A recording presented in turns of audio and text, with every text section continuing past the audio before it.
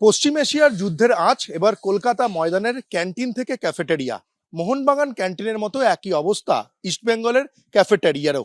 Cylinder আর একটাই মজুদ রয়েছে।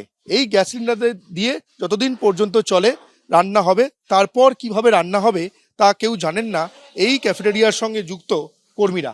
তারা যেমনটা বলছেন যে এই মুহূর্তে গ্যাস সিলিন্ডার কেনা তাদের কাছে দুর্বিষহ ব্যাপার হয়ে দাঁড়াচ্ছে, কারণ গ্যাস সিলিন্ডারের দাম আকাশ ছোঁয়া। যে দামে তারা গ্যাস সিলিন্ডার কেনেন তার থেকে দুগুণ তিনগুণ বেশি দামে গ্যাস সিলিন্ডার কিনতে হচ্ছে। ফলে এই যে গ্যাস সিলিন্ডারে রান্না হচ্ছে সেই গ্যাস সিলিন্ডার শেষ হয়ে গেলে এই ইস্টবেঙ্গল ক্যাফেটেরিয়ার কি হবে সেটা তারা জানেন না। ইতিমধ্যে তাদের মাথায় হাত পড়ে গিয়েছে, কারণ এই ইস্টবেঙ্গল ক্যাফেটেরিয়া থেকে ইস্টবেঙ্গলের ক্রিকেটারদের খাবার যায়, এখানে যে স্কুল ফুটবল চলে সেই জুনিয়র ফুটবলারদের, খুদে ফুটবলারদের খাবার যায় এই ক্যাফেটেরিয়া থেকে।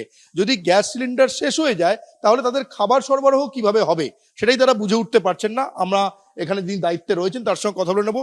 গ্যাস সিলিন্ডার কিনতে গেলে আকাশ ছোঁয়া দাম, আপনার যা মজুত রয়েছে এটাই মজুত রয়েছে, এরপর যদি শেষ হয়ে যায় তাহলে তো ক্যাফেটেরিয়া বন্ধ হয়ে করে দিতে হবে আপনাদেরকে। সেরকম, কারণ যে দাম তারা বলছে সেই দামে তো নিয়ে এই দামে এখানে প্লেয়াররা খেতে আসছে, বাচ্চা বাচ্চা ছেলেমেয়েরা খেতে আসছে, তাদের খাবারের দাম বাড়িয়ে তো করা সম্ভব নয়।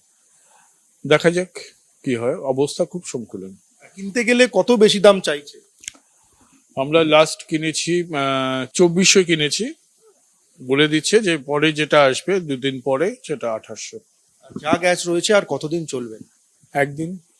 কি হবে আমরা কেউই জানি না, এবারে ক্লাব সিদ্ধান্ত নেবে। এই গ্যাস সিলিন্ডার শেষ হয়ে গেলেই তারা এই ক্যান্টিন বা ক্যাফেটেরিয়া বন্ধ করে দিতে বাধ্য হবেন। তাহলে সেক্ষেত্রে যে সমস্ত খেলোয়াড়দের খাবার এখান থেকে যায় সেই খেলোয়াড়রা, ক্রিকেটাররা চরম সমস্যায় পড়বে, তাতে কোনো সন্দেহ নেই, এটা বলাই যায়।